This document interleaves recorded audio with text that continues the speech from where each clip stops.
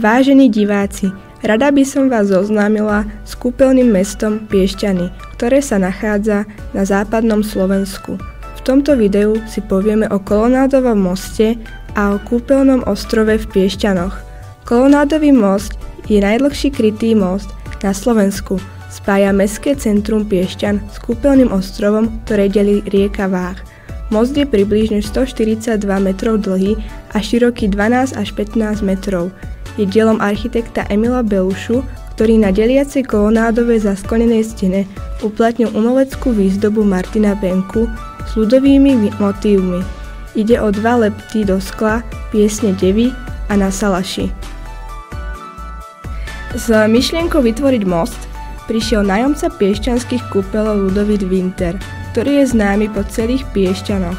Spravil z obce Piešťany mesto a vybudoval piešťanské kúpele. Mesto mu dokonca spravilo sochu, ktorá sa nachádza na Kolonádovom moste. Zo strany od mesta je napísané Saluberime Pistinienses Terme, čo znamená najuzdravujúcejšie piešťanské kúpele. Zo strany ostrova je to Surget et Ambula, čo v preklade je Staň a choď.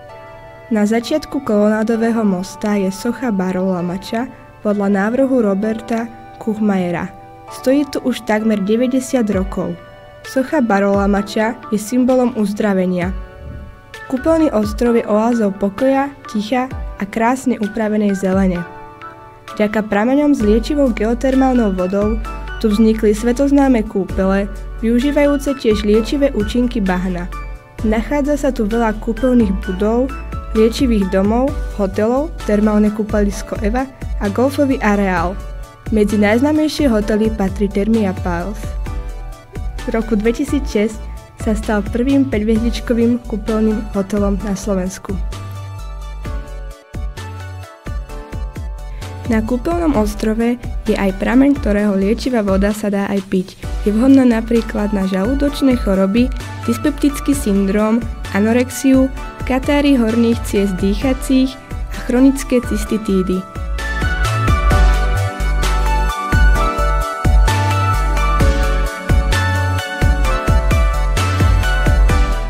Pre potešenie oka tu máme možnosť vidieť prekrásne pávy.